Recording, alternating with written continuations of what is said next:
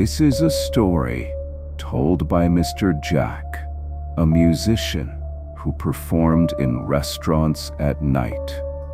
He experienced a terrifying encounter and shared it with us. The haunting began many years ago, around 2011 to 2012.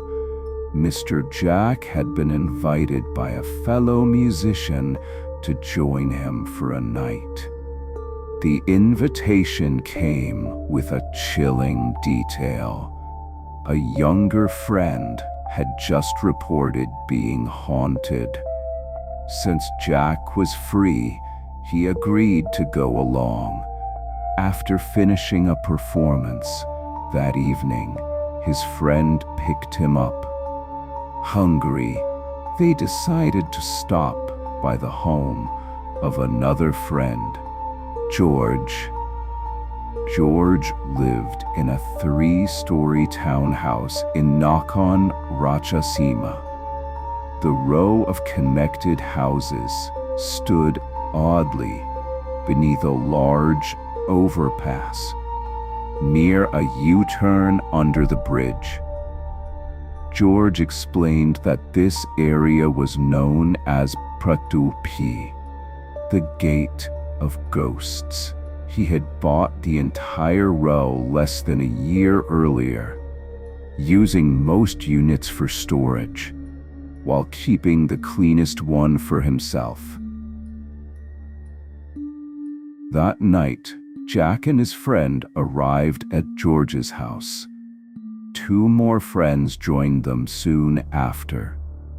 They ordered grilled meat and sat outside the townhouse. As they chatted, George's friend teased him about a story he had told earlier.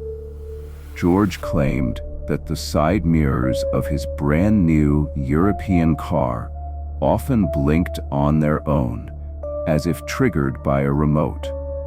To prove it, George went inside, fetched his car keys, and showed them. The friends laughed nervously, assuming it was just an electrical glitch. But then, as the food arrived, it happened again. The car lights blinked repeatedly, even though the key fob lay untouched on the table. The newcomers, unaware of the backstory, advised George to take the car to a service center. But George looked uneasy and said nothing. Later, George excused himself and stepped outside to urinate under the overpass. Jack noticed him staring up at his own townhouse for a long time. When George returned, Jack asked what he was looking at. George's voice turned serious. He said, "The light on the 3rd floor is on." Jack knew that George never allowed anyone upstairs.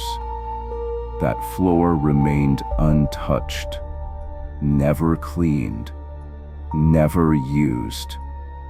And yet, a faint glow was visible from the upper window.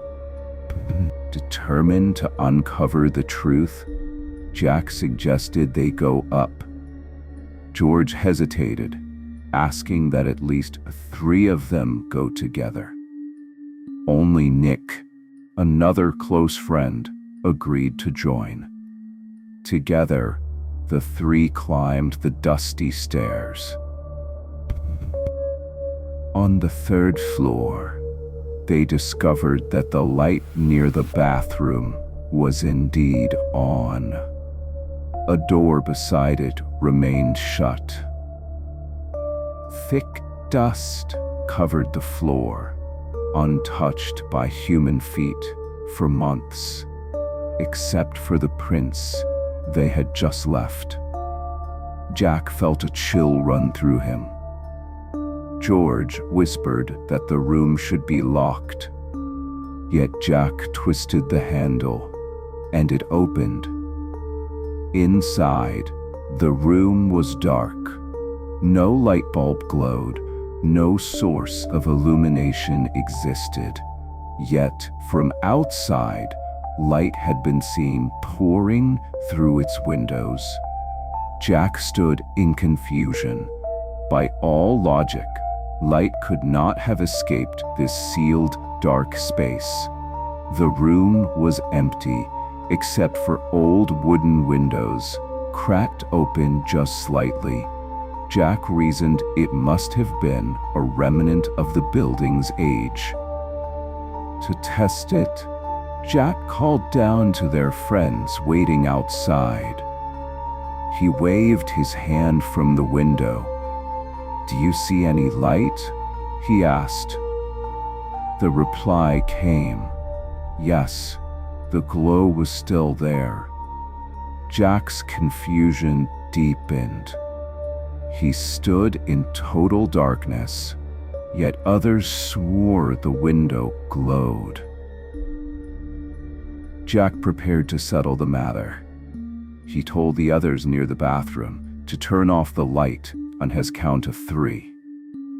The switch clicked, and in that instant, a sound pierced the silence, a shrill cry, unmistakable.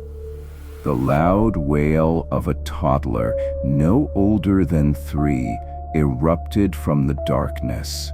It was so loud, so sudden, that Jack froze. Down below, his friends confirmed the glow was gone. But Jack's companions upstairs were no longer with him. Nick and another had bolted, already downstairs, pale and trembling. When Jack followed, he found Nick's face drained of color, shaking uncontrollably. Everyone admitted they had heard the cry, but George added something more disturbing. His child had been sleeping soundly on the 2nd floor, and the cry had not been his.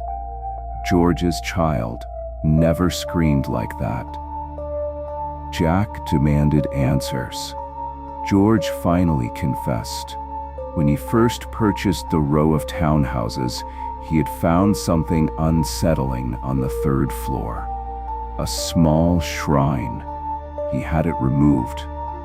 But he knew well that the house once belonged to a medium. That explained why the place was cleaner than its neighbors. But George had kept this detail hidden, even from his closest friends. The revelation spread fear among them. Nick was so shaken, he went to his car, pulled football gear from the trunk, and curled up inside, trembling and hiding beneath his clothes. He refused to return to the table. George continued, saying his father had bought the townhouse cheaply after the medium vanished without a trace. No rent had been paid, no closure given. He admitted that on the 2nd floor, he had set up a large altar and offered flowers regularly, hoping to appease whatever lingered. That night, no one slept. They sat together until dawn, Jack drinking despite normally avoiding alcohol, just to calm his nerves. The next day, Jack asked Nick what he had truly heard. Nick, shivering, whispered that the child's cry had come from right behind his ear, as if the spirit had been inches away. Jack never forgot that night beneath the bridge in George's townhouse by the ghost gate. The unexplained car lights, the glowing window, the phantom cry of a child, and the hidden shrine left scars on everyone present. The haunting was real, and its terror unforgettable.